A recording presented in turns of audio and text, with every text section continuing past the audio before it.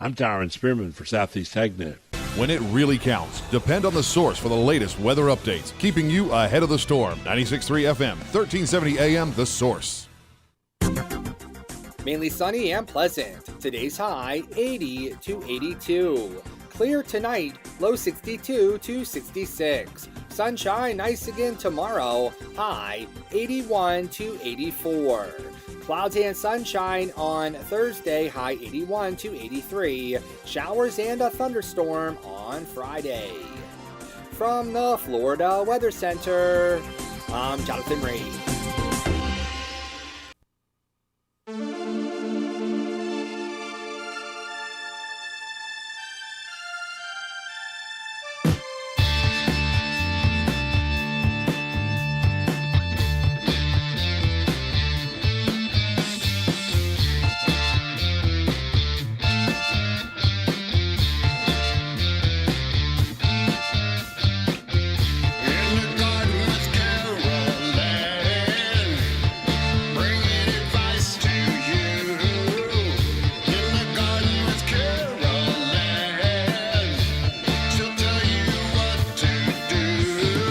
That's right. It's In the Garden with Master Gardener Carol Ann Baldwin. She's here to take your calls. 622-9622 is the number to call if you want to get into the program to talk to Carol Ann Baldwin. I think she's got 2 planes here staged in case she's got to fly out of here. At least I need to go make an escape. Woo-hoo. There's 2 of them right here at the window. They are. Yeah. Backed up right to the window. Yeah, they're ready for you to right go. There. Ready for you to go. Someone just crawled in the side. It's like, wow. Carol Ann, good morning. Good morning. How are you this morning? Wonderful, wonderful. Enjoying the briskness. The cooler weather. Turn the air conditioner off on Saturday. Oh, I've had mine off. I think I had it on one day when I was on vacation. I had noticed it had been warm a little bit the one day before, so it's like, you know what? Before it gets hot, I'll just flip it on. When it comes on, I'll go and close everything up. It was on for maybe a couple hours, turned it off, and of course then it got cool again. Right. Cool enough for me. I don't need it cold. I don't need it cold. It was 51 degrees Saturday night. Yeah. And we went to a Halloween party. Uh-huh. Got home from the Halloween party, and the house had a little chill in it. Yeah. Because we'd left all the windows open. Yeah. So we were able to flip the heater on for about 15 minutes to knock the chill off the house. And also get that nasty smell out that's been sitting there for a year, as the dust settles. Because everybody knows in Florida, the dust settles on the heater coils and all of Oh, yeah, you got to burn that off of there. And it just stinks. And and you got to do that with the windows open for the first. Exactly. That's what we did. We left the windows open, turned the heater on for 15 minutes. And it knocked the chill off the house in that 15 minutes, and then the windows stayed open. It was fantastic. Yeah. Oh yeah, my windows have been my windows are open, and it's like, ooh, it's a little chilly getting dressed in the morning. But yesterday I was cold. It was what 50, 54 or 40, 48. What did 49 degrees at my house. I think it was 48 is what my phone had said, and it was like, yeah, I'm cold. First time, and I'm surprised nobody either noticed or something, because I actually had long pants on yesterday. Wow. That was. That's like me not wearing flip-flops. Yeah, or putting socks on with them or something. Everybody notices, that. But it was one of those things that nobody said anything. I don't know if they were afraid that something had, Yeah. 622-9622 is the number to call if you have any questions about your grass, your bushes, your flowers, your gardens, your any food gardens, flower gardens, anything. Carol Ann Baldwin can help you with it, or she can find out somebody that can help you with it. That's right. So Susan's got a question. Oh, okay. When you juice, sometimes you don't drink the juice fast enough and it goes bad. Right. And there's remnants. Like yesterday, there was probably 3 ounces of one juice left and about 2 or 3 ounces of another juice left. Right. Can that juice go in the compost container? If you that you're not going to use that's it kind no of thing. Sugar it's involved. Right. Yeah, I would go ahead and pour that in there. Yeah, because you haven't added. It's the same stuff. It's just in liquid form of what you put the scraps of in there. Right. So yeah, nothing's been added to it, anything like that. Yeah, go for it. Another thing. I mean, that sometimes if you're just juicing, say you have just too much of something. Say you got a carrots or a lot of tomatoes or something like that, you can take and get you some ice trays, because I know everybody's got in the door ice cubes nowadays. So buying those plastic ice trays, fill them up, and you've got that frozen. And then you can use thaw those it. out, and that juice doesn't go bad. The juice doesn't go bad, and you can use it in soups. Ooh, I hadn't thought about and that. things like that to really boost up that vitamin content. You're making tomato sauce or something like that, or you're having spaghetti. Oh, throw a cube or two of some of your juiced up veggies and throw in there, and it's gonna don't overpower your sauce, but add to it so it's a benefit. Hadn't thought about freezing them in an ice cube situation like that. It's actually a very good tip. Yeah. So she has like 5 little compost holes now. Right. When you put eggshells in the compost hole, do they need to be crushed up into smaller pieces? I would crush them. Some people throw them in a coffee grinder. I just take and crush them up, let them dry on the windowsill for a day or so, and then just break them up smaller. Yeah, the smaller the piece, the faster it's going to break down. Or the higher the water content of the thing. So lettuce breaks down fast. Those kind of right, things. Yeah, it's just a ton of water. Watermelon has no probably fiber. breaks down quick. quick. Watermelon's going to break down quick. That kind of stuff. Now, the rind, you might cut that a little smaller, only because it has the rind is going to be where the fibrous tissue would be. But, things, that have more fiber, obviously it'll take a little longer to break down. But banana peels, even those, I try to, I just peel the peel into longer, thinner strands before I throw them into the compost. 622-9622 is the number to call if you have any questions. So, my mother is in a pot. Mm-hmm. It's a pot probably about, and I'm showing you about this big around, probably 15 gallons. Right. Susan wants to move it into a bigger pot. Okay. We have a 25 or 30 gallon pot she wants to move it into. And I know we're going to have to put new dirt in it and everything to take it. Yep. But Susan's question is, because she doesn't, she doesn't want to hurt Mom. She wants to move it, but she doesn't want to hurt Mother because she knows that comes with repercussions. Right.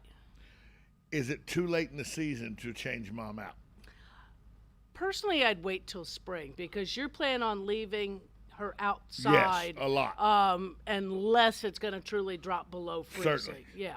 So I would probably wait. And she's healthy where she's at now. In sure, that pot. Sure. She just can't grow anymore. Anymore. I would probably, if it were mine, I would probably wait till spring. Just to be on the safe side. Because of the shock of moving. Because of the shock, the cooler temperatures. She won't be settled into that pot fully yet. Even though she's got a good root system, we're going to disturb that when we take it out of one pot and put it in another. And with that, you want some time for that to settle. If it was something that you were going to put her into the larger pot and bring her into the living room for the winter, that would be different. But if you're going to be leaving her outside, I would wait. Yeah, she's going to sit under the oak tree for the most part. I'd wait till spring. Wait till spring. Did you hear that? Wait till spring. Wait till spring. Give it It's just I hate to say it, it's just a few months away. Yeah, spring is. I mean, it was July, 3 months ago. Right. It's now November. Yeah. It will be spring in late December. It'll be winter spring again in late January. Well, I would wait till the February-March one. Yeah, I'd wait till that February-March one. That is the strange thing we have in Florida. Is we really go through because but our it's an up and down our deal. Winter is very more like a very cool spring. It's a fluid issue. Yeah. Or it's a flinter, maybe you could call it. Yeah. It's fall and winter, or once it gets past maybe Christmas, you call it wing. Yeah. Winter, spring. Right. You got wing and you got flinter. You could make up words. It's completely random because I've had Christmas days here where it's 37 degrees. Yes. And I've had Christmas days here where it was pushing 90. I was going to say 85, 87, certainly. What was the one year? It was like the week before Christmas, and I don't think the temperature got above like 19 degrees for the week. Had Ocala Was that- iced in. It was in the 80s. Was that 89? The ice storm of 89, or because it was right before. There wasn't nobody saying. Was that It 98? sure don't Was feel that like. 98? Was it 98 or 89? Because 89, I know, was one of the first snow/ices that I had seen. Well, I know since living here. 98, the Southeast got socked in 98. That might have been. We got yeah. 28 inches of snow in less than 24 hours in Boone. And Charlotte got 14 inches of snow. That might have been. Atlanta got that might have 5 been inches that of one. snow. And 5 inches of snow in Atlanta is like 3 Is a foot of lot snow yeah, in anywhere Detroit. else. Right. Yeah. So, Yeah.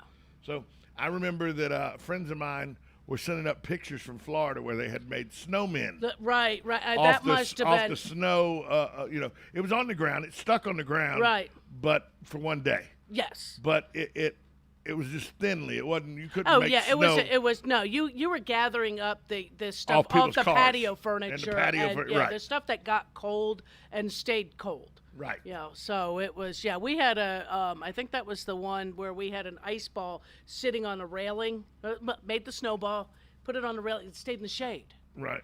So it lasted for about a week and a half. Yeah, because it was in the It was coldest in the area you could coldest put it. Right. And that was just like, here, we'll put it here so we can watch it. And we did for about 10 days or so. I never understand the people that take the snowballs in Florida when it snows just enough to make one little snowball. And put it in the Then they put it in the freezer. It's like, then it's just a lump of ice. Then it's exactly. It's yeah, not just snow. right. You've created a lump of ice that then could hurt somebody if you throw Right. it out. Yeah, if you throwing ice cubes at people, stop.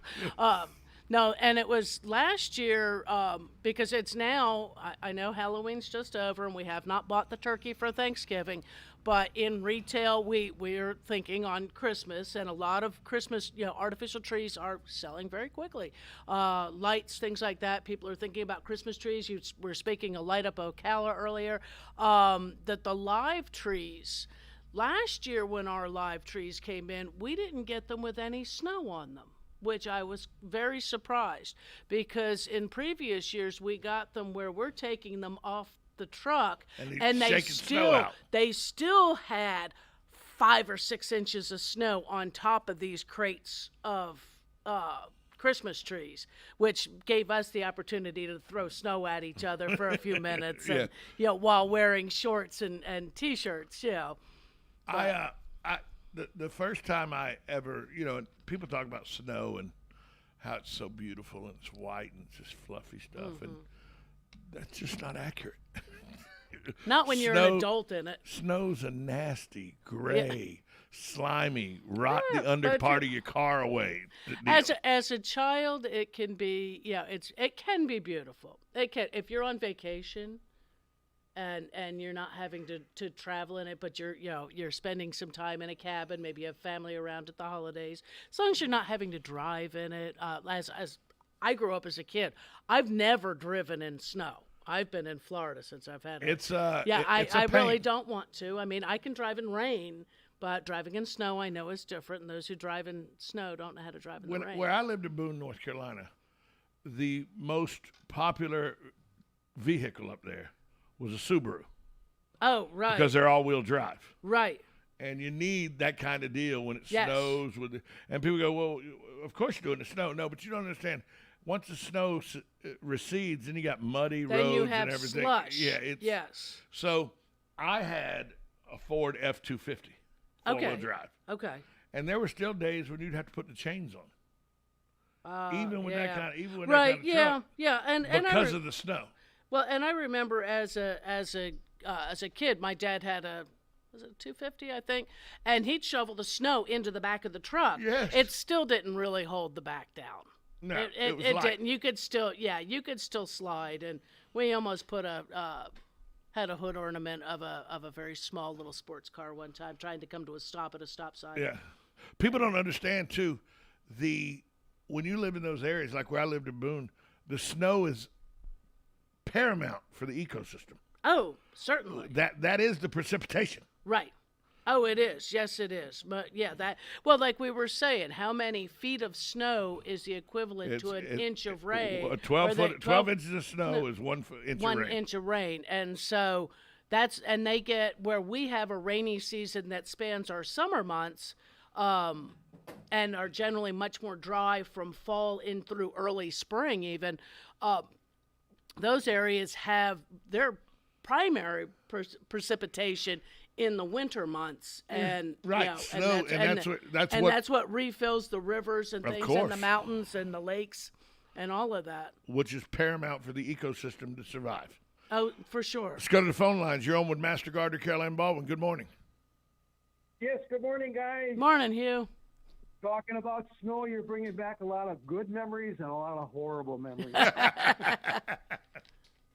I don't know if you could remember back, I think it was back in the 70s, somebody came out with a wonderful invention. It was called a cleated snow tire. It had cleats, metal cleats. Oh, yeah.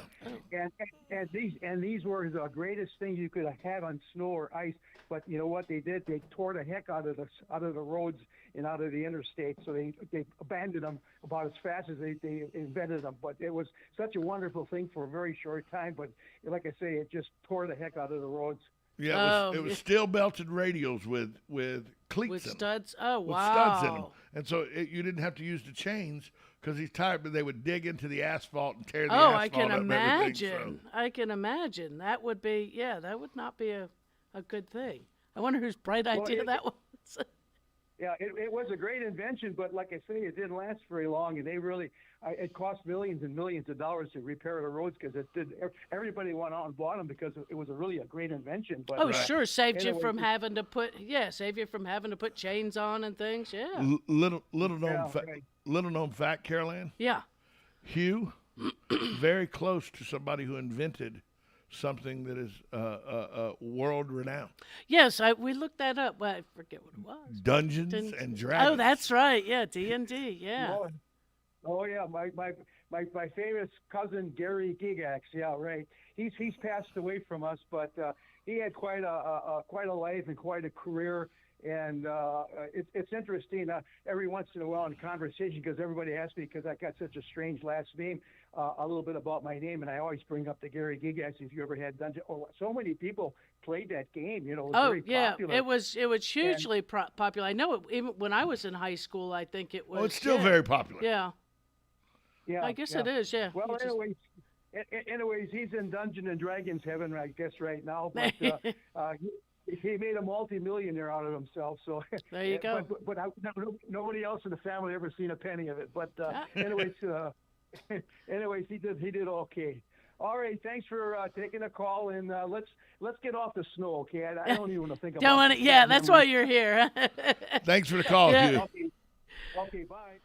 You know, and you hear that a lot from people from the north. Yeah. Look, I left the snow. Do we have to talk about it? Right. Had a lady yesterday. Actually, I'm trying to think of if this is her first winter here. And she was like, she and her husband just bought a home that's got a great, almost a Florida room, but with the floor to ceiling windows. Right. And she's going, oh, this is going to be wonderful till this first cold snap. And she's going, I don't know if I'm going to be able to enjoy that room except for in spring, summer, fall, because it's too cold in there. And I was like, wow. Look, I said, there's a heater. There's 3 seasons. It's hurricane, flip-flop, snowbird. Yeah. That's it. Okay, let's well, friends of mine go, no, there's 4. Yeah. Snowbird, flip-flop, love bug. Love bug, exactly. You get the love bug they throw the season, love bugs. Although this year, love bug was light both times. Yes. In May and September, they were very light. And I'm wondering again. I claim we were dry this summer. I don't. Right. I don't chart it. I should find I should maybe query Mike's weather page and ask him. It's a great weather page, by the way. It is. It is. And see what he thinks on that kind of idea. But, again, things happen in cycles. Seasons are cycles. They come and go. Our weather especially, I mean, you got to look and see what's happening way across the country to find out what that jet stream and things going to do on bringing cool weather and bring cold weather. And most of the time, our cold fronts are accompanied by some rain. So even in our dry season, we get some rain. Supposed to during happen that. Friday. Supposed to happen the end of this week, that there's another cold front. I don't think they're expecting quite as severe a weather Right. as it was the last one. Man, it was last week. one was, last yeah, Friday, that one was a Saturday. little scary. There was wind blowing. That one was a little scary at times. I got drenched. I was grateful I had dry shoes in my car. But And that sometimes that's the rain that, about every 7 to 10 days, cold front pushes through.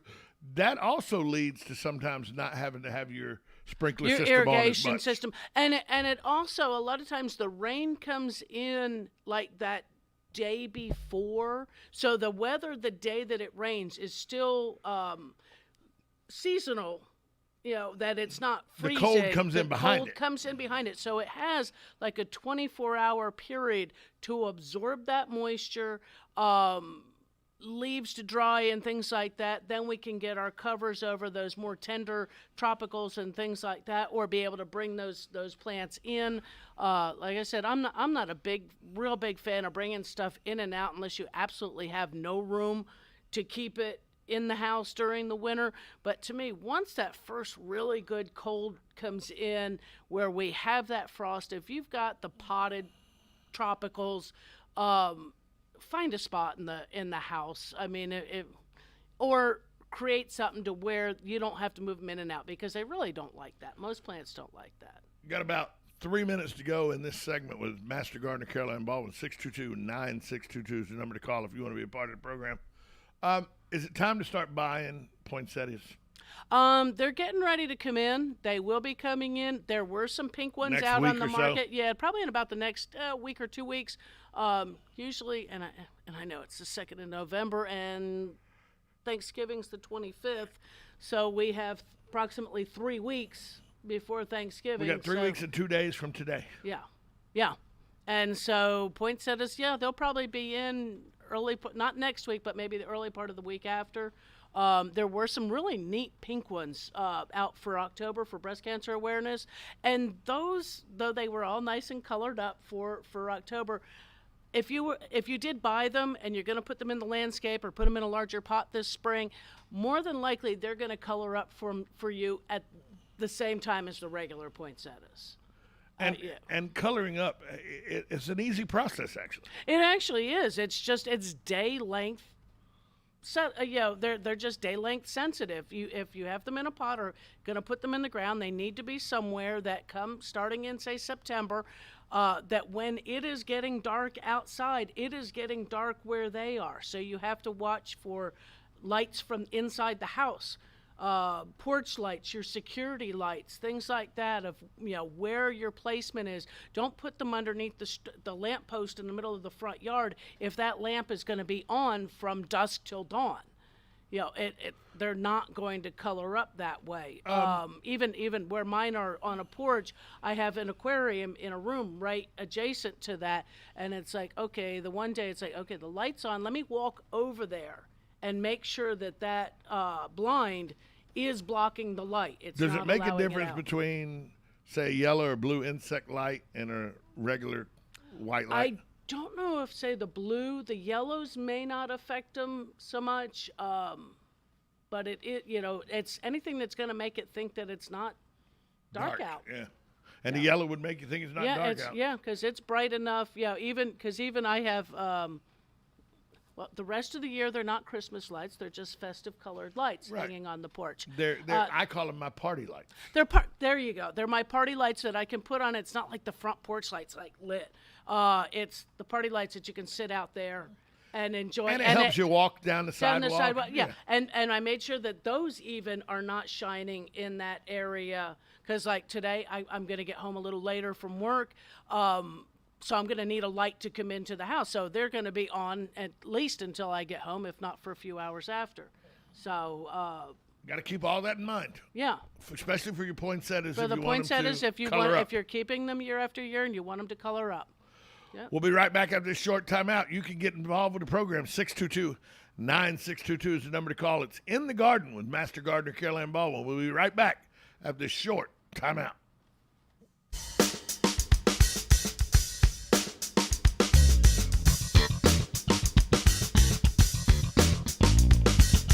Broadcasting from the Ocala International Airport, this is WOCA AM, W242CA FM, Ocala, 1370 AM, 96.3 FM, The Source. It's time. USA Radio News with Lance Pride. Addressing his fellow world leaders at the 26th Conference of Parties Climate Summit, President Biden apologized for the United States' decision to withdraw from the Paris Climate Accord. Biden also suggested that Americans had been slow to acknowledge the perceived threat from the climate change theory. Democrat Senator Joe Manchin's press statement Monday says he won't support the partisan reconciliation bill Democrats are negotiating until there's a greater clarity about the impact it will have on the country's national debt and the economy. There are some House Democrats who say they can't support this infrastructure package until they get my commitment on the reconciliation legislation. It is time to vote on the BIF bill, up or down, and then go home and explain to your constituents the decision you made. President Biden will hold a press conference from Scotland this afternoon at 3:30 p.m. Eastern. USA Radio News. That's a no-whip, high-foam, 170-degree, sugar-free gingerbread latte. Ah, yes. It's gingerbread latte season at Duchesne's Coffee Shop. He'll need a seasonal barista before his cookie starts to crumble. Anything else? Oh, there's a list. Indeed can help him hire great people fast. I need Indeed. Indeed you do. Instant Match instantly connects you with quality candidates whose resumes on Indeed match your sponsored job description. Visit Indeed.com/credit and get $75 towards your first sponsored job. Terms and conditions apply. At the American Veterinary Medical Association annual convention in Washington, D.C., I spoke with Dr. John Howe, AVMA president, about One Health. One Health is really a collaboration between physicians and veterinarians or public health officials. For example, in Minnesota, our state public health veterinarian deals with zoonotic diseases, rabies, for example. Animals are sentinels for humans, and humans are sentinels for some infections in animals. There's more valuable information at avma.org. The swing of things, Bespoke Post is here with a new Get it for less at the DIY Home Center outlet. Get top quality real wood cabinets the same or less than the big box stores are selling the cheap stuff. And that's not all. Drywall screws big box stores are $6.47 a pound. At DIY only $4.99. Plus DIY has the largest selection of mobile home parts and accessories anywhere. From carpet to doors, get the DIY supplies you need for less. The DIY Home Center outlet. We are your building material closeout store. 2191 Northwest 10th Street, just 2 miles east of I-75. Hi, I'm Jimmy Buffett. Save the Manatee Club has helped to protect imperiled manatees and their aquatic habitat for decades, but there's still more work to be done. Threats from cold weather, red tides, pollution, and boat collisions continue to take their toll on the manatee. So let's work together to safeguard the manatees and the places they call home. Be the friend they need. Visit SaveTheManatee.org. Thank you.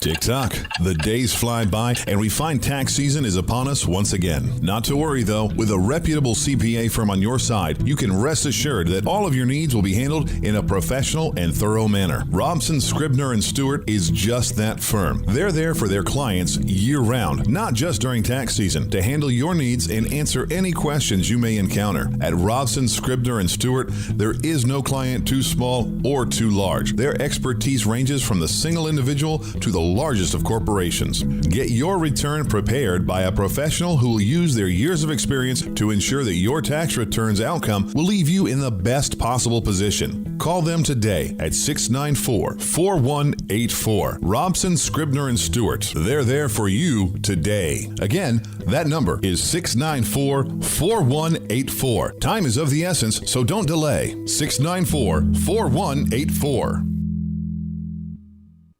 Keep up with what's going on in the downtown area with Ocala Downtown Newspaper. Delivering thousands of newspapers to businesses in the downtown area, Ocala Downtown is there to keep you informed.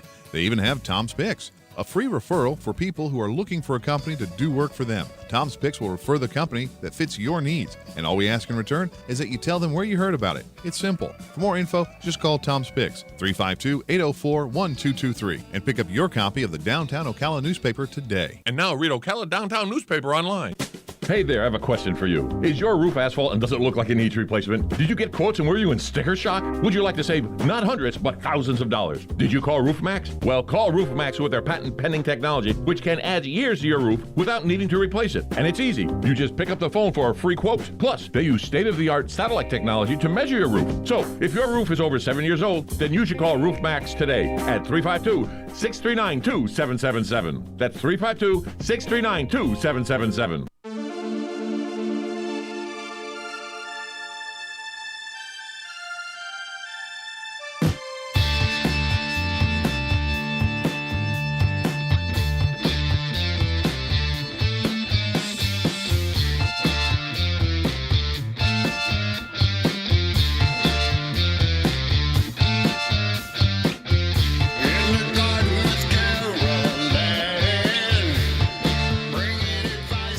That's right. It's In the Garden with Master Gardener, Carol Ann Baldwin. She's taking your call, 622-9622.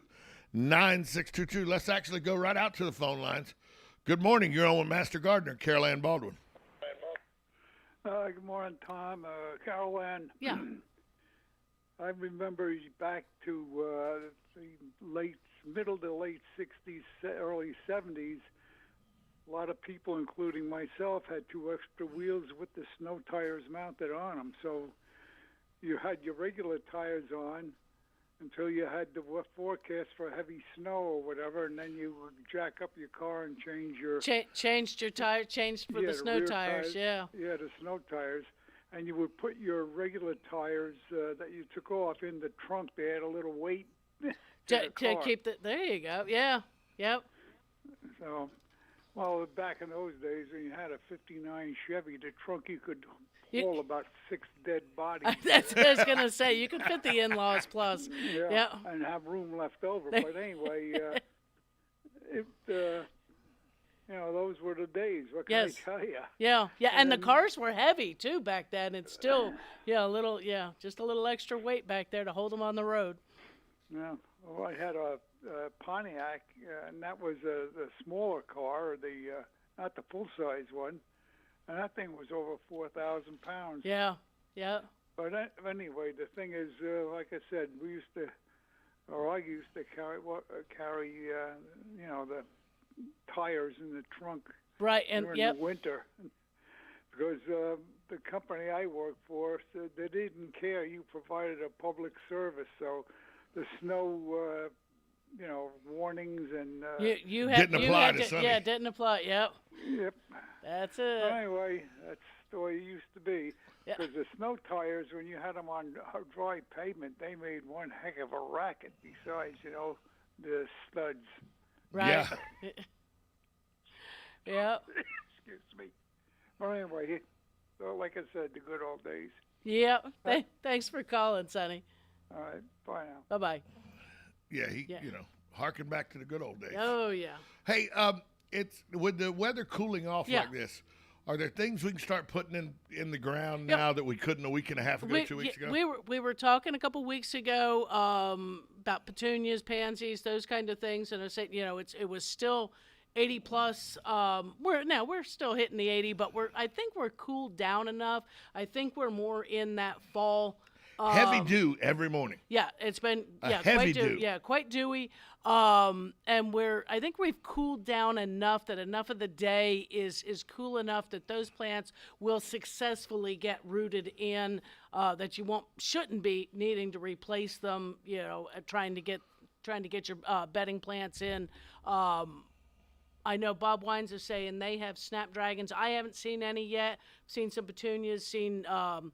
Violas, pansies, geraniums, which again are another nice cool season. I know there should be some stuff. I had a lady coming in. She was looking for a white impatient, and I didn't have any. But reds and whites. Was she being impatient about it? She was a little impatient about it. Yeah, she was. I said, I don't know when they're going to come in. They don't tell us what colors are coming in. That's why they're called impatients. That's it. But I said a lot of reds and whites will be coming in, and that is what comes in, especially here as we're pushing closer to the Christmas holiday season. Obviously Thanksgiving, everybody's thinking of the oranges and yellows and things like that, and then switching over. But when do your blue spruces arrive? Blue spruce, or what? The spruce trees and everything. The live Christmas trees. Because a lot of people like to put their tree up Thanksgiving night. So they do. You're going to start getting trees in next week or so. Yeah, they should be coming in. Actually, I think I have all kinds of different orders coming in the next 2 weeks. Some big, big honest. Orders. Nobody listens. Be honest. What's it? Christmas trees are a pain in the petunia, aren't they? Yeah, they can be. Yes. Yes. First job I ever had was I was a tree shaker. At the lot at 44th. See, now I like helping the customer select them and trimming up the trunk of them for them and letting them know how to best get them to last as long as possible. It's offloading them because they come crated. Right. To us, they come in crates. And they're not easy to get out of the back of that truck because they really don't fit in there very well. And when I was a kid, when I was 13, they came on a flatbed truck. Right, wrapped in some sort of wire or something. Yeah. Well, they also have they're all string tied up, and so when they come in, they have to be uncrated and those strings taken off and stood up. Yeah, I was never I never sold trees. Okay. You had the four guys that sold trees on the lot. And they would pick, hey, look at this lovely tree, and then they'd come over, hey, and none of the guys, the four guys, they were all guys that were transients. They just came in just like fireworks people. They came in just with the trees, and none of them ever knew my name. The paid you in cash, you made $20 for the day, right? And you worked about 10 hours, so you were making about $2 an hour. Which and they would say, "Hey, boy, get over here." Yeah. And you'd go over there and you grab the middle of the tree and you gave it a good bounce up and down. And if it was an 8-foot tree, you had your buddy come help you. Yeah, because they were so big. Took a little doing, yeah. And I at 13, I was a big kid, so I got hired pretty easy because they were like, okay, you're a strapping youth. You can pick them up. Right. And our job was to pick them up and bang them on the ground a few times to knock off the loose needles. And that was my job. But yeah, the trees are coming, and it's You got live trees over there? We do, we do get live trees. And at first we were thinking we weren't getting as many as we had last year because they're talking, on the news that, that there's going to be a tree shortage. And it's like, looking at the numbers, I don't think we're getting less. It might be some of the sizes might be a little bit different, but usually we have a pretty good selection. Our trees over the last few years have been pretty good. I'm trying to remember where they came from. I know one year they came from Canada. Yeah. They actually the driver. Those were ones with 6 inches of snow on top that the truck's sitting there dripping. And they come from different places. Like North Carolina's a big North Christmas Carolina's tree a big tree. Yeah, we get them. We don't usually get ours from say Michigan or places like that. That that they'll they'll harvest theirs and lake sink them until time. Right. Ours are honestly fresh cut. And because I guess because the way they have to travel, right? Now we've got to have them as good as we can. And did you as a child or as an adult ever go get your own tree? Mm-hmm. As an adult, we used to get the Florida cedars. Right. Yeah, there's was a field nearby, and we'd spot one. See, my dad. We'd spot one a few months out and keep an eye on it, pull some vines out of it, make sure nothing was living in it, check on it every so often, and then go back. See, my dad was a big Scotch pine fan. Right. You can't find those anymore. No. Back in the day, Scotch pine was everywhere. Now, spruce trees and all, you can't find.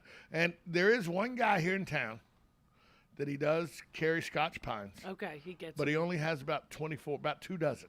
Right. So if you don't get there early. Right, or reserve it. Right, call and reserve. You're done. Pay for it in advance. And to me, a Scotch pine always fluffed out better than the spruces and everything. But growing up as a kid, my dad was also of German descent. So we had the greatest Christmas tree. We had a blue Christmas tree. Okay. Because the Germans like an all blue tree. They go with and so it was. A lot of people, when people say, "Oh, look, the single-colored trees," I was like, "Okay, well, the 1972 called it the Schmidt's house." Right. We know about single-colored trees. and people still do those. They're just traditional, I guess. Yeah. And people still want to kill their cats halfway through the Christmas season. Yeah. Yeah, I just and see. Okay, you went 1970s. I have my mom's ceramic Christmas tree. Oh wow! Yeah, the ones with the little light bulbs that stick out of the one point. single light bulb that's inside it, and you roll it. Turn it on, and the lights come out of the little holes. Yep, illuminates out the little. Yep, I have my mom's one. Okay, but now the question is. I've heard it. The question is, do you know who made it? Because if you look at the bottom and you see the stamp and everything, some of those trees. I've heard. I saw something recently as like a news break that they could have some value. Some of those trees are worth quite a bit of money. That was my mom's tree. I don't know because some of them are actually made out of porcelain. Right. Instead of just ceramic, they were made out of porcelain. Right. But yeah, some of those trees, especially the ones that were marked from Germany that were made in the 1930s and 40s. This one's not that old. It might even be newer than the 70s because it might actually have been from the mid 80s. Oh, well, you got nothing. Yeah, probably. I got a mass produced. But if you got some of those from the 40s or 50s from Germany. Germany. Now, I don't know where my dad bought it. It could be. So, you never know. But because some of those trees from the 30s, 40s, and 50s that came out of Germany. Oh, yeah. You can get paid for it. I mean, some good money. Yeah. Good money. Yeah. But for me, it's the easy thing. I can go, guess what? Here's the Christmas tree. I put it up on a table. I have a big, long, actually it was a tablecloth. Makes the great tree skirt for that, especially if you put it on a small table. Comes all the way down to the floor. It sits there. There you go. You can still put gifts under the tree. Well, I wanted last year to get like a 6 or 7 foot tree. Right. And Susan goes, I have the perfect Christmas tree. And I go, is it artificial? She goes, stop. You'll love it. Okay. And so we put the tree up. And she had the perfect Christmas tree. Ah. We decorated and everything. Yeah. It was easy to decorate. She had the perfect little tree. Okay. And I say little tree. It's not 2 foot tall, but it's not 7 foot tall. Okay. You know? And Susan's very organized and plans things. Okay. Me, fly by the seat of my pants, just go with how it works. First time ever, she said, here are the Christmas lights. I got the Christmas lights. They were all wrapped up in a good form. Nice. They neat. came loose real well. Yeah, so that you started it and you could just go. She goes, and they all work. I go, there's no way Christmas lights all work. Plugged them in. We plugged them in. They all worked. I was like, how is this possible? She goes, if you take care of your stuff. Toys you can I go, this is a foreign thing to me. Yeah. But she knows how to take care of the toys. They last from year to year. You still have ornaments from when you were a child? A few. That you hold on I to? do have a few. There's a few of them that I still have left. That come out. I have a baby, fully developed, but a baby pine cone. Oh, okay. It's literally about 2 inches tall. Right. But it's fully open. Right, It looks like everything about it's a pine cone except the size of it. And I literally found it laying in the grass at 607 Gardenia Lane in Jacksonville, Florida when I was growing up there. And I took it in and said, Mom, I want to give you this to put on our Christmas tree. And, a little kid, I'm like 8 years old, Right. Unbeknownst to me, my mom is so taken with this that I would bring this in and say, I want to put it on the Christmas tree. She gives it to my dad. Unbeknownst to me, my dad dips it in lacquer. Preserves it. This thing, I'm in my 50s now. This is still a pristine little ornament. And to me, it is the most important thing that I have. Yes. Because it not only was it my mom, it was my mom and dad. Right. Before the divorce, before Dad got killed, all kind of things, but evil happened. But that one little pine cone was when life was still great. Right. When I still enjoyed the city of Jacksonville. When you were a child. Before I developed a hatred for the city of Jacksonville. And believe me, it's not difficult to harbor hatred for the city of Jacksonville. If you've ever been there, it's easy to hate Jacksonville. It's easy. But it just this cold weather snap puts you in that kind of mentality. Yes, it does. Where we're ready for the holidays. And I think it was fantastic that Halloween it was chilly. Oh yeah. So that the kids, the costumes, it's like you're not gonna melt in all those layers of costume or that you could put the werewolf mask on and not, you know. The worst was when I was a kid and you had that little mask that had the the plastic. That had the little elastic. plastic elastic. Yeah. That was the same plastic that held the ball on the paddle. Yeah. That's the same exact plastic. Yeah. I mean, same exact plastic, rubber elastic. And you would put that mask on. It sat so close to your face. Mashed your nose, made you sweat. You couldn't breathe. It was like an inferno underneath that you mask. You couldn't breathe. You couldn't see. No. That's why usually smart moms threw away the mask and painted your face, you know. And just wasn't the same. Yeah. You didn't look like Clark Kent unless you had that mask on. So did you have trick-or-treaters this year? No. I'm on the back of a darker dirt road, you know, in my neighborhood. See, we're in a well-lit subdivision and everything. Yeah. 0. Oh, that's too bad. No, well, you know, what do you mean it's too bad? See, I bought a bag of Hershey's chocolate. I bought a bag of dark chocolate Kit Kat. I'm set for another day and a half, 2 days. I was gonna say, should get you to Thanksgiving. We had the Caramellos with the little powdered sugar in the center of the caramel. You know, so I'm set for at least Wednesday. Well, no, tomorrow's Thursday, maybe. Friday, maybe. Early Friday morning. Throw them in the freezer. Depends on how the World Series goes. If the Braves get down and I get anxious and I eat more. Exactly. So, but make your little aluminum foil ball and then you'll find out. Christmas trees will start arriving probably within the next 10 days, you would think? You'll probably start seeing them setting, the Christmas tree tents and things like that around will probably be open, I want to say, like the weekend before Thanksgiving, so that, you've got that Thanksgiving week. To be honest so with it's you, about 2 weeks out. To be honest with you, I find that places like you, where you're at, Bob Wine's, places like that, are better deals than the pop-up tents that pop up around. And that's probably because of just it's not somebody's having to rent this lot. Right, you're not having for a 3-week period, and having that, though we have tents ours is a big tent that comes in. It does take up parking spots. Yeah, it does, quite a bit of it. And when the tent comes down, then we start thinking, oh God, spring's right around the corner. And then that area will be taken up with mulch. But yeah, I mean, I've had people come through where they found it, and it depends. I mean, of what you're looking for, the size of the tree. Sometimes those independent lots have larger trees. Yes, they'll have the 10-foot trees, 12-foot trees. Where sometimes, our stores, we only get maybe 6 or 8 of those and sell out of them quickly. I know I had a lady last year who was actually looking for a 15-footer. But then again, that's a woman with a lot of house right there. That's a huge front area, and it's like, how would you get that in? I don't even want to know how you wrestle that into an 8-foot door, 7-foot door. Well, she probably probably has huge doors. I would guess. Yeah. Good morning. You're on with Master Gardener, Carol Ann Baldwin.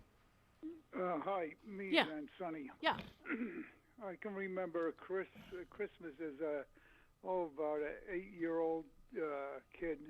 My sister would go to our aunt's house on my mother's side of the family. It was her, actually her parents, and then her cousins.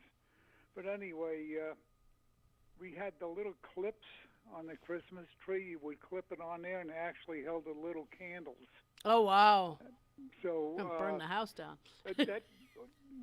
We didn't light it up until about 20 minutes before 12 o'clock Christmas Eve, and we sang the German Christmas carols. Sure, to welcome in. We'd all take pictures like crazy, and then we're all going around blowing them out. But yeah, check it. Yeah, everybody snuff out those candles before we burn the house down. Exactly. Yeah. Well, anyway, those are some of the. Another thing I don't think you'll ever see again. No. Probably not. Yeah. Thanks for the call, Sonny. Thanks. All right. Yep. Thanks. Yeah, those great memories. From back in those days of What is the advantage? Give me some of the advantages of, and I know them, but I want you to tell folks that may not know them. What are the advantages of getting a live root ball tree? Well, you can put it in the landscape. Right. And then you've got and they grow pretty brisk. And they will grow pretty briskly, and it gives you possibly privacy, where depending on where you're putting it. If you have a large yard, it just may create the memories. I mean, if it's done that maybe it was a particularly hard year on the family, whether or not there was deaths or things like that, people plant them in memory to where that every year at the holidays you can use that tree to celebrate. I know someone who, when their daughter was very little, they bought a rooted Christmas tree, planted it in the yard. The tree is massive now, Right. but every year they used to decorate, and they would do, because this is Florida, and usually it's nice enough, even on Christmas Day, that they would do gifts under their Christmas tree outside. I have a friend of mine, David Bobo, who is a builder in Statesboro, Georgia. Okay. And when he first moved into, when he built his house, he moved into it, it had a long driveway. Okay. He didn't put any trees down the driveway. All right. And that was 18 years ago. It's got 18 Christmas trees. There's 17 Christmas trees. Christmas There'll be tree. Oh, and yeah, they this will be- line. right. So right now he's off one. Right. And they line each side of the driveway. So- And his wife decorates each one of them every year. Oh, nice. So as you drive up his long driveway, and when I say Christmas tree, they're probably 10 feet apart. Right. So as you drive up his driveway, Yeah. you're just inundated with all With these all Christmas the trees. Christmas trees. That's beautiful, And it's yeah. a big circle drive. So his goal Is in 30 years or is so to have yeah. it wrapped around the driveway. Oh, that would be really cool. And it just, it's a highlight of, and he lives in an area where people come by and they see his Christmas trees all the and Christmas everything. lights. Yeah. It's just a highlight, and there's an advantage. Plus, because of how it is on his driveway, you can't see his house now. Right. From the driveway till you yeah. get right up to the house, because the Christmas tree, Mhm. because two of the Christmas trees are 35 foot tall. now. Right. She gets out there, she rents a scissor lift. And gets up there and Oh, decorates yeah. them all. Oh, Yeah. Well, and that's and it's funny because people complain, when they come into the retail markets in September and they're going, oh my God, there's Christmas on the shelves already. There are some people who go all out. Right. It's not just comedy she starts movies. decorating- It's not just comedy movies of having Chevy the Chase, Chevy right. Chase movies and that. It's there are people who really do go all out to decorate and need more supplies each year, and it does take them 6 weeks. She starts. Yeah, she or 8 starts. weeks. She starts the 1st of October. Yeah. And so that's what, 2.5 months before Christmas. Right. But by Thanksgiving night, when They're- all the you're family's finished. there, Right, she you're turns finished. them on, and there's right, the trees. exactly. That you're wanting that done to where you can begin to enjoy them as the family's beginning to come through during the holiday season, and so it's Easy to keep them alive and everything because of the root ball. root ball. Yeah. It is something that you're gonna have to keep them watered. Because you don't want that root ball to dry out. They still 'cause come you in a don't wanna big kill it. burlap They thing can and come in the everything? big burlap. Some of them come potted. Oh, do they? So then you're gonna put a saucer underneath there to catch water so that you can water it on a regular basis, and realize that they are trees. So when we bring them in the house and the house is warmer because maybe we've had to turn the heat on, humidity's lower. It's just that time of year, and heat and air lowers Dry the it out. humidity in the house. So you do have to watch for that to keep the health of that tree going. Any as long fertilizer as- need, or is that not, just water? water? Just water. Just water. in warm there. sugar water, Not room not temperature in sugar water? in a rooted tree, no sugar water. Yeah, Just because sugar water works for cut trees. Cut trees because you're trying to keep the capillaries open. Right. And even then, the sugar water's usually only needed that first go round. Really? Yeah, because I've always once just, it's anytime I 'cause re you're up just it, gonna I just keep put top it because you're just lukewarm going to sugar keep water. it. You're going to keep enough water, hopefully, in there that it never has need to keep putting it. I mean, I guess it wouldn't hurt to throw an extra tablespoon of, sugar in there when you're getting ready to pour some more. And like you say, warm water. We do lukewarm. Yeah. When I first tell people, I mean, I get it. The initial, whenever I've got a live tray, I get the initial water as hot as my tap. Really? Will do on that first, and it just goes in a bucket out on the porch in the shade, and just let it soak water, and then fill it up with tepid tap water, and that way, then you're getting ready to put it in. Let it soak up some water for a day or two in the shade, and get ready to put it together, put it up. Just around the corner. It is. I saw him putting the lights up on the trees in downtown, square. so it's just Yep, around the on corner. square. Carol Ann, how can people find you? The In the Garden Facebook group page, always open there and always available for question. And Lowe's down there in Lady Lake. My wife says that since she's joined the In the Garden group Yeah. page, it's been invaluable. The tips she gets and everything. Yeah, there's wait. I don't post too often, but hey, it's there for anybody. If somebody's got a question, A lot ask of people do question. post stuff. Yeah, ask a question. We'll get it answered. If I don't get it answered, somebody will. That's when That is the advantage. Carol Ann Baldwin, she joins us every Tuesday for In the Garden with Carol Ann Baldwin. Carol Ann, thanks. You're welcome. And See you next week. See you next week. We'll be right back after this with Matt Gibbs from Sunrise Auto on 1370 AM, 96.3 FM, WOCA, The Source. Broadcasting from the Ocala International Airport, this is WOCA AM, W242CA FM, Ocala, 1370 AM, 96.3 FM, The Source. USA Radio News with Lance Pry. As the polls open in a select few states across the nation, America is asked once again for the citizens to do their patriotic duty. The one race that is capturing the American people is the gubernatorial race in Virginia. Democrat Terry McAuliffe on Monday. The main reason, folks, I'm running, I want to build the best education. I want every child to have a world-class education here in the Commonwealth of Virginia. Republican Glenn Youngkin. Parents will have choice in our public school system. We will not have a political philosophy in the classroom, and on day one, I will ban critical race theory from being in our schools. Efforts to pressure Senator Joe Manchin, the Democrat from West Virginia, to express support for President Biden's massive spending bill prompted him to hold a press conference on Monday. The takeaway, don't rush the package and don't link it to the separate partisan infrastructure bill that has Republican support. Manchin says the Build Back Better bill is done with fuzzy math and will cost taxpayers double the advertised price. USA Radio News. From city streets to back roads. From road warrior to carpooler. There are some things you can always count on. Like the reliability, durability, and power of DieHard, America's most trusted auto battery. No matter where your journey takes you, count on DieHard to get you started on the road ahead. Available at your local Advance Auto Parts and participating CarQuest stores. Hear that? That's the sound of a man guarding his home around the clock. Because he has 24/7 professional monitoring from Simply Safe Home Security. With 24/7 professional monitoring, Simply Safe keeps watch night and day. If there's trouble, Simply Safe alerts them and will dispatch emergency help when needed. Protect your home and your sleep. Take 30% off a new system at simplysafe.com today. Some of the best trees and shrubs to add fall color to your yard. That's coming up on This Land of Ours. I was probably a little bit like you. There was a lot of talk about the COVID-19 vaccines. I didn't know what to believe. And I tell you, everyone has an opinion.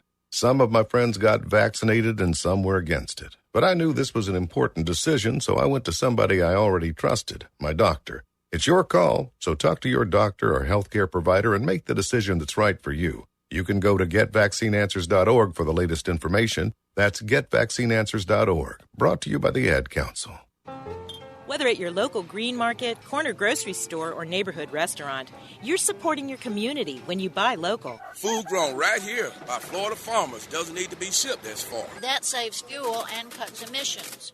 Buying local is more than just supporting area businesses and growers. It's buying fresh, wholesome, and delicious food for your family. Products you trust from people you trust. Fresh from Florida. Good for the environment. Good for the economy. Good for you.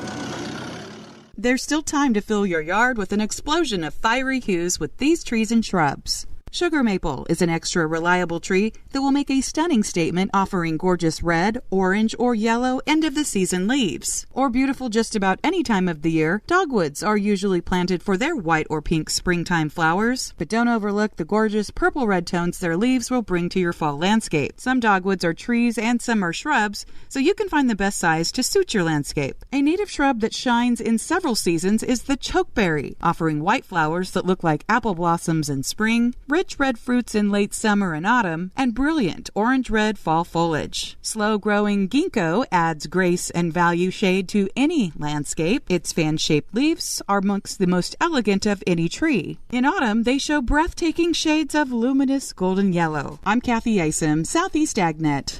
When it really counts, depend on The Source for the latest weather updates, keeping you ahead of the storm. 96.3 FM, 1370 AM, The Source.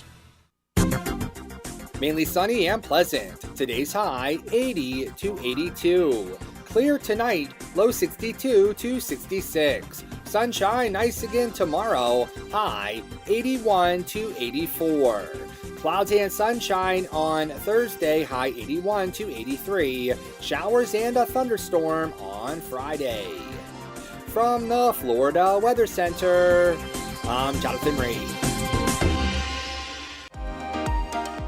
Are you wasting time boxing up packages and going to the post office or the UPS store? Are you tired of not knowing what you'll pay when you get there? Just Ship offers pickup service and flat rate packaging and postage rates, which takes the guesswork out of shipping while saving you time and money. So quit wasting valuable time and money. Call or text Just Ship at 352-234-3840. That's 352-234-3840.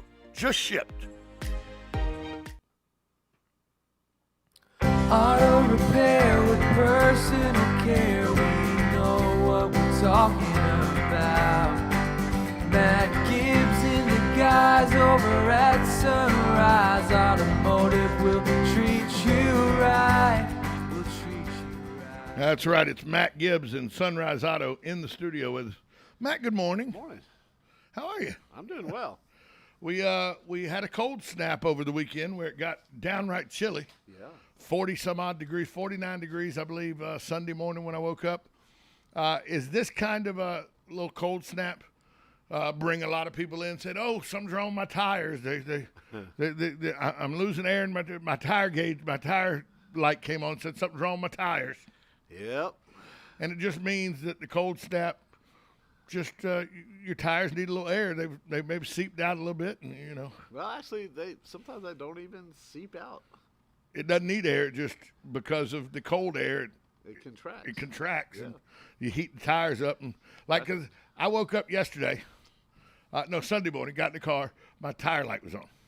And I looked at it, I went into and three of them were at 33, and one of them was at 30. Ooh. So but then 45 minutes later, I got out of the car, back in the car, cranked it up, the tire light was off. I looked at it. Three of them are at 36, one of them's at 35. Right. So the one that was at 30 had caught up 2 pounds. And it was all because of the heat of the road and all. Yep. Put heat into the tires and heated the tires up. So but with a cold snap like this, people bring in they come in with tire issues and battery issues. Is that right? Tires and batteries. Yep. We'll sell more batteries in the next 4 or 6 weeks than we'll sell in the whole rest of the year. What's the life of a battery these days? Because I remember back in the day, you could get a battery that was 48, 60 months, and you get it prorated. They'd mark what day you bought it and everything. And if it went bad before then, they'd prorate the prices. But now I'm seeing, I asked a guy this question at the auto parts store the other day, and he said, you get 36 months out of a battery, you're doing good. Yeah, you're doing good. Really? Yeah. What has happened to batteries that they've lost? I'll be honest with you. I don't think they've really lost anything. I think that's the way it's always been. We just milked it a little longer. Yeah, we just saw it differently. You know, when they used to prorate, what a pain that was. Oh, it was ridiculous. It was the worst. The two things that were horrible to prorate were batteries and cassette tapes. Oh, and tires. Well, I didn't never know that you could prorate tires. Yeah, but I know we used to go get cassette tapes. And they would, you bought this 10 months ago? Well, you get $1.37 credit. But prorating on batteries, I knew always used to happen. Oh, it was terrible. And when batteries went to not being where you could maintain them, that's, I think, when the battery life started to. Because I remember when I was a kid, when my dad would say he had he had a cooler a refrigerator in the back of the service station that he kept jugs of distilled water in. And he just popped the caps off the batteries, top them off with distilled water, and then pop it back on, the battery would be fine. And I guess back then in those days, everything has changed, right? Right. So on the top of the battery there's little vents. Yeah. And every once in a while you'll see like this little smoke come out of these little vents. That's pure hydrogen gas. Right. That's just pure. Put a lighter to that, you're going to have an explosion. We're going to have a problem. Right. Right. There's going to be the 4th of July on October 23rd. You know? One of the biggest, it caught me. I came up on the turnpike 10 years ago, probably. A van on fire. It was in the center median. It was on fire. And the guy yelled, get away, get away. And we're helping people get out. And there was a van with a big Econoline van, had probably 12 people in it and everything, getting people out and everything. And one lady goes, watch out if the battery explodes. And because the fire was in the engine compartment. And so we're all back away. And then you hear boom. And you saw this blue light just rocket up in the air. Well, it was blue, but it was also the battery was on its way up in the air too. And I'd never seen anything like that. But when a battery explodes, it explodes. Well, I'll tell you this. In all my years, and I've been doing this a few days now, I've had 2 batteries explode on me, and I've seen them explode multiple other times. And every time one of those things explodes, or I watch one explode or see one explode, I'm so thankful that we have maintenance-free batteries now, because it is a dangerous thing. It's dangerous. Yeah. Battery explosions are no fun. It's no fun. I mean, it scared me. I was 45, 50 feet away. And to see that thing shoot up, it went 12, 15 feet in the air. We had one blow up just maybe a month ago. In the shop? No, a customer had it towed in. He said he was driving down the road, and he heard this loud explosion. You know, we hear that a lot. You know, this thing made a horrible noise, and well, they brought the car in, and you know what the crazy part about it is? When you turn the key on, the lights came on. It wouldn't start the engine, but like the dash lights and everything, the radio would play. And we're like, what the heck? And it had a funny odor, and this one, the battery was in the trunk. Ooh. And we opened up the trunk, and there was just battery, and the top of the battery was embedded in the trunk. It wasn't on top of the it was blown off, and it still had power. Still had power. Yeah. That's strange. So we have in our refrigerator at a shop, we have boxes of baking soda. Uh-huh. So because baking soda and water, you spray everything down. Everything gets sprayed down. Because the pH in the baking soda takes the acid back. Neutralizes it, right. Yeah. Otherwise, that car would be rotten. If you don't. Within months. It'll have holes in it. Right. It doesn't take years. It would be within months. And a couple months, not 10, 12 months. Right, a couple months. It happens quickly. Good morning. You're on with Matt Gibbs with Sunrise Auto. Okay, good morning, guys. Morning, Hugh. The question I got now is, if you give somebody a jump and you don't set that up correctly, can you blow a battery? Oh yeah, you can blow more. You can fry your entire computer system. Yeah, that's the major thing. Yeah, and people always get angry with me. Hey, you mind if I get a jump? No, I can't jump you. Yeah, that's right. Because I don't the computer system in that Cadillac. I don't know how much it would cost. It'd be expensive. But it would be very expensive, and it could be damaged from jumping somebody off. Yeah, especially because you don't really know what's wrong with the other person's car. Right. So just be real careful. I have a jump box that I keep in my car at all times, just so that I could be helpful if that happens.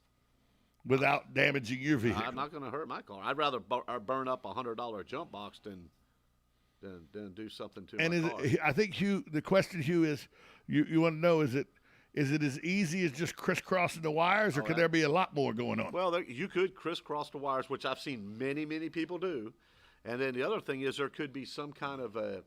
And I hate to use the word short because we use that. But there could be an electrical issue. There could be an electrical issue with the other person's car that's causing it not to start.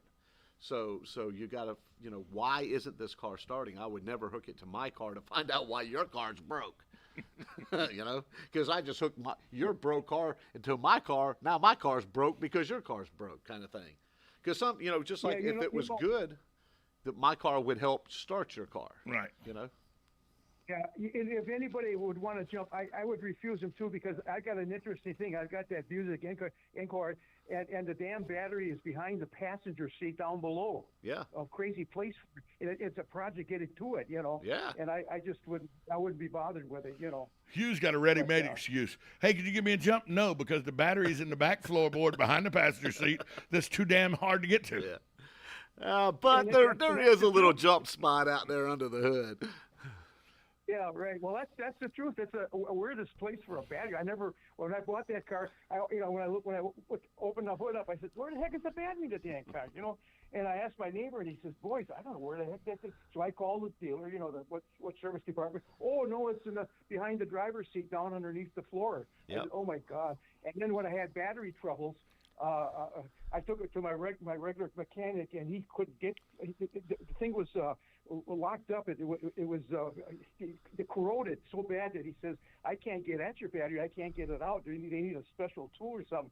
So I had to take it to the dealer and have it done. It cost me over $250 for a stupid battery. Yeah. Well, the batteries now are $150. Yeah. And on his car, because the battery's inside the compartment, it's a special battery that's got little hoses hooked up. So you remember that we were talking about that little smoke that comes out of the vent? That doesn't come out of the vent in the it car. Goes, right. It has to be vented outside the car. Thanks for the call, Hugh. Gosh, yeah. Okay, thanks. Yeah, it's all. These are all the things we have to worry about right now as we winterize our car. And in Florida, we don't. You know, there's not no winterize where you got to take out the antifreeze, put in different antifreeze. Because like when I lived in North Carolina, right now the big business was going in and getting the summer antifreeze and the summer coolant taken out, and the winter coolant putting in, because you know there's mornings you wake up it's 4 or 5 below zero. Yeah, no. And the summer coolant would be froze. I remember I had to go to Boone one time. And there was a blizzard like up in that area at the time, and I remember we were driving in the car and you know I had to turn on the windshield washers. Right. No, that didn't work. No, they froze. They froze up. So yeah, you got to put the alcohol minus 20 degree windshield wipers. So I had to pull off the side of the road, use the snow, and clean the window. Yeah, minus 20 degrees is what you go. You know, like here we got the 32 degree. That ain't working in the mountains of North Carolina. It ain't. It's not working. It ain't. I know. And it freezes up your jets. It's ridiculous. It's ridiculous. But winterizing here in Florida means checking your battery. Your tires. People freak out when they get up and their tires are five pounds low. And they never even knew it until this whole stupid thing with probably been Firestone. driving around 5 pounds low for months. And is there a difference between having nitrogen in your tires and having oxygen in your tires? Well, regular we air. don't have oxygen. We have air. Regular air in your tires, yeah, because it's not oxygen. It's nitrogen, regular air. Actually, more. Yeah, the atmosphere we breathe is more nitrogen than it is oxygen. But pure nitrogen versus air, what is the pros and cons of the two? Pure nitrogen, the during this season, the nice thing about nitrogen is the molecule of nitrogen isn't affected by the ambient temperature. Okay. So if the molecule is that big, when it's hot, it's that big. When it's cold, it's so there's that no big. Expansion and contraction. Exactly, and that's one of the major positives. You know, one of the benefits. Are there any negatives to nitrogen? Yeah, they charge a lot of money to put nitrogen in your car. You know, it's kind of crazy. It's cheap stuff to go to liquid air liquid place over there on 27th Avenue and buy a bottle of nitrogen. It's not that expensive. I don't know why they charge so much to put it. We were doing it for a while, but it really what I had to pay in the machine at a cost. You know, we were renting to do it. It wasn't worth it. It wasn't. And they say that it helps your gas mileage, maybe a mile and a half, a gallon. I don't know if it even do that much. You know. Well, they say because the tires don't fluctuate. So, well, and that's, who knows? But if you let your tires warm up, we had a little class at Sunrise a couple of weeks ago because these people are going out there first thing in the morning and checking the air pressure in the tires, and I got to put air in it every day. Well, drive it first, get them warmed up, then see if you need air. Then check your air pressure. You know, it's amazing what'll happen. just driving the tires and getting them up to specs. How long does it take in cars now? Because back in the day, with the old oil that was, thick and everything, and you'd crank your car, even in Florida, when it would get cold, you'd crank your car, let it run for a while, circulate through. How fast does the oil heat up and circulate through your car now, where it gets very good and lubricated, even during the winter months? I think they do a lot better job now than they did in the past. I'm the kind of guy that if it's cool outside, I run outside. Actually, I don't have to. I got me a little button. Yeah, thank you. I push my little button. Yeah, I just go out in the garage, press hear the lock happen, and then press the button. It starts. And so I do that. I do it for two reasons. Warm car, and I'm just a fanatic about getting the engine to operate. I don't do it when it's hot outside for some reason. And I probably should. I do it when it's hot outside more than I do when it's cold outside, because I cool the car off in the summer. Okay. The air condition inside the cab. I'll crank it, because the way the Cadillac is set up is you can crank it, and it'll run for 10 minutes before it shuts off. Right. Same thing with mine. Right. So if you get a good 8 minutes of air conditioning, you can cool the cab off pretty well. 8 minutes of heater be hot when you get in that car. Well, see, and when I get up and go to work, even on a hot day, I don't really need the air conditioner at 5 o'clock in the morning. No, there's still days when it's 85 degrees at 5 in the morning. That's too hot, too hot. But the cranking. Somebody the other day said that these new cars, cranking isn't isn't as damaging as it used to be. Because my dad always told me the worst thing that you can do to a car, and whether people like it or not, is something you have to do every time, and that's starting the dadgum thing. Right. Because especially if it's sat overnight and all the oil's got back in the pan and everything, the worst thing for a car is cranking it, because you're cranking it and that ignition's turned over and all, and it's not lubricated as well as it needs to be. Right.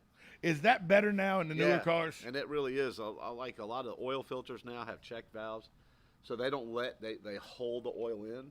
And there's check valves in like cylinder heads now, so that like if it's an overhead cam type motor, and as the oil goes up into the cylinder head, when you shut the car off, there's like a check valve, and it keeps oil up in the cylinder head. So they have done a lot of things to reduce wear and stuff. And just from us for servicing all these folks, we get cars in our shop, and I'm not lying to you, 300,000 to 600,000 miles. We got a customer that has 641,000 miles last time he came in for service. And so years ago, that ain't happening. No, the first cars you got over 150,000 miles on were called Datsuns, Toyotas, Hondas. Yeah. They would go for 160, 170, and people thought that was all world. When I got this Cadillac, I sold a 1996 Nissan Pathfinder. Had 271,000 miles on it. Oil was changed every 3,000 miles. As it got over 100,000 miles, I put the extended life oil in and everything. I sold it to a guy 5 years ago.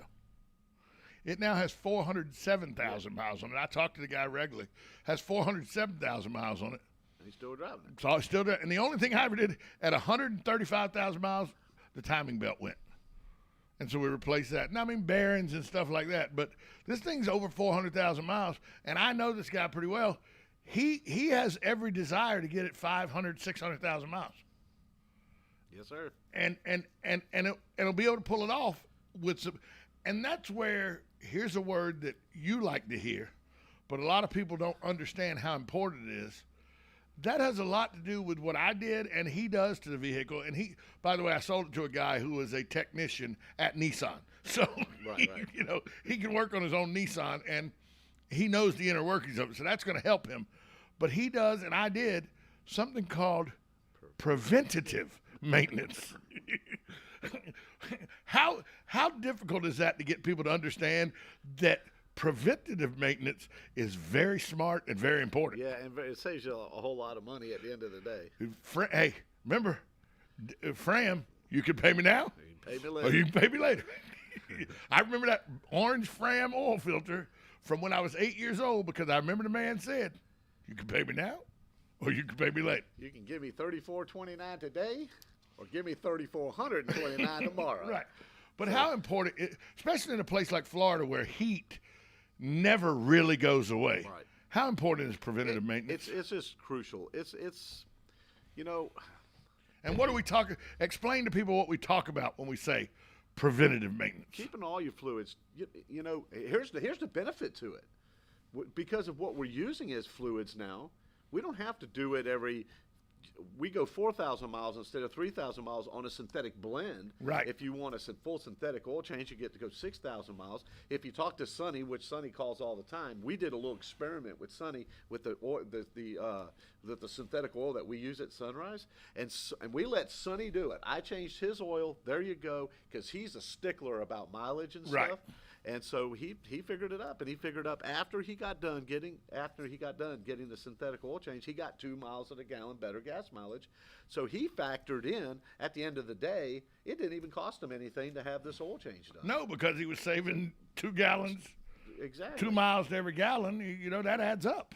So and then the other stuff, the transmission fluid, rear ends fluids, those things, they should be done every once in a while. Brake fluid, we've had this discussion. I don't like, and I'm sure that there's a manufacturer's thing on all the fluids. I'm sure there has to be. But me, personally, I'm not selling you a brake fluid flush. I'm just not going to do it. I'm not selling you a power. Well, you do that every time you get your brakes done. You get a brake flush. No, but you don't. Oh, do you not? No, because if you don't open the system, there's no reason to. But let's just say a wheel cylinder. Well, like mine's gonna when I bring mine in next, mine will need pads and rotors replaced. Okay, so when I take your old pads out, your pistons are going to be expanded. So I'm gonna compress the pistons back into calipers. If everything goes back together nice and smooth, no problem. You're just gonna replace the rotors and keep going. Just gonna keep on keeping on. Now, if something happened to where we had to replace a caliper, or we had to replace a wheel cylinder, or we had to replace a master cylinder, or something, now you flush. Now we're going to flush everything.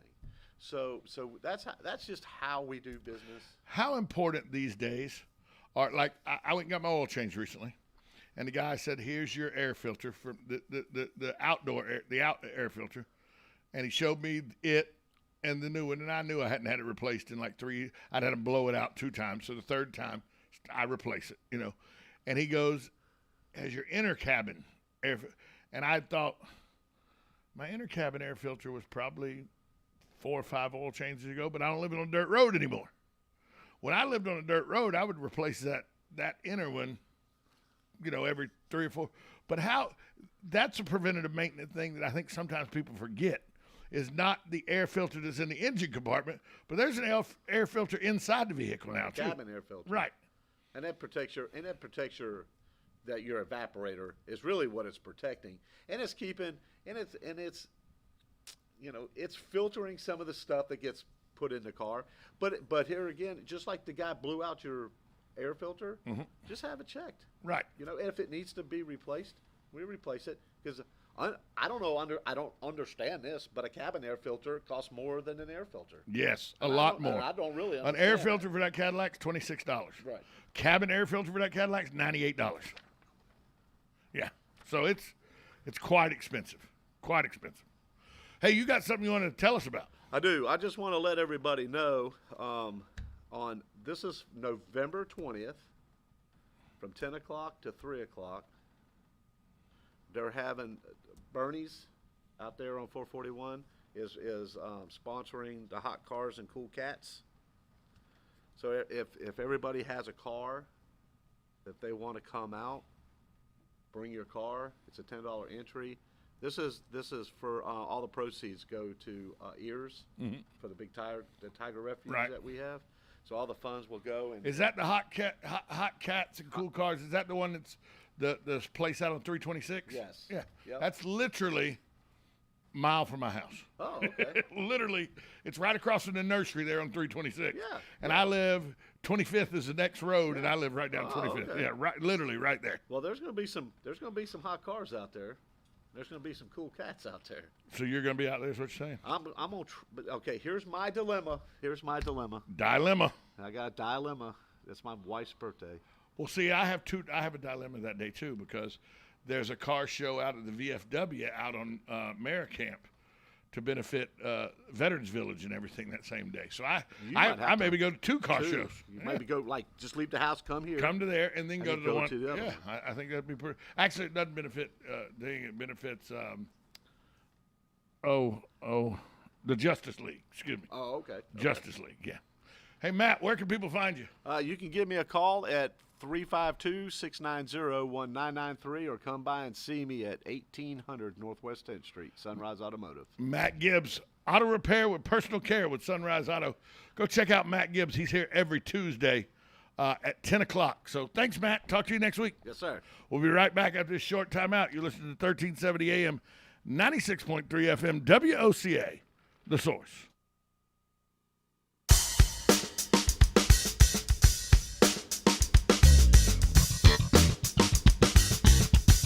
Broadcasting from the Ocala International Airport, this is WOCA AM, W242CA FM, Ocala, 1370 AM, 96.3 FM, The Source.